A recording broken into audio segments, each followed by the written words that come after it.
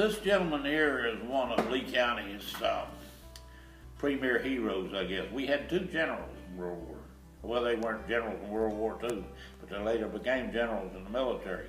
There was General Charles Beach, and this is General James Little.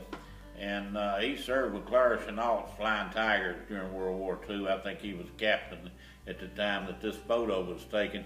He's taken the pictures there beside his P-40 Tomahawk.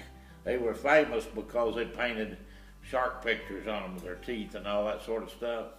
Now, Clara Lee Chenault ran the Flying Tigers, and they were a expeditionary group, sort of like mercenaries, and they were serving with China during the early days when the Japanese were hitting the Chinese real hard, while these American pilots and everything were volunteers that went over there. And Lee County has a reputation for getting in a lot of people's wars. We volunteered and served as mercenaries in a lot of these fights before the U.S. got involved in it. General Little here, after he became out of World War II, he helped form the U.S. Air Force.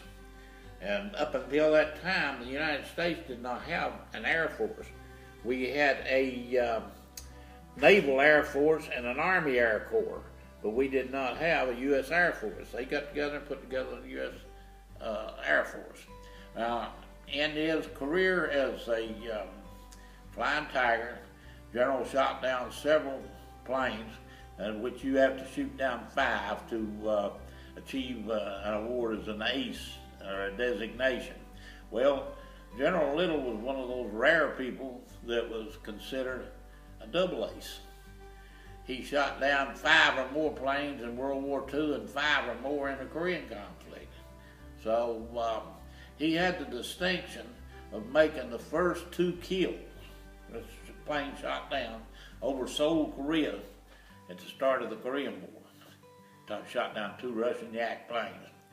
And he's quite a character there. He established a restaurant that's now a bed and breakfast or what have you up on the Big Andy Ridge, a rental property up there anyway. But he was one of the early heroes in here. He went to school on a one-room school up on Walker's Creek, and he walked, I think it was about 9 to 10 miles to St. Helens High School, and then he caught a bus ticket, went out here and got in UK's Army program down there, and got commissioned, and he took off, and he went to Chenault's Flying Tigers, and that is one of the most colorful groups in World War II. You know, they fought all over Southeast Asia, over mostly China, but as the United States entered the war, James left the Chinese and he came to fight, serve with the U.S. forces over there.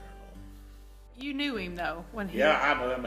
He, the very interesting thing about General Little, we used to go up there and when he built that log restaurant on the Big Andy, we'd go up there in the wintertime and build up a big fireplace. We'd sit there and drink that old popsicle wine and talk about the world's problems and all this.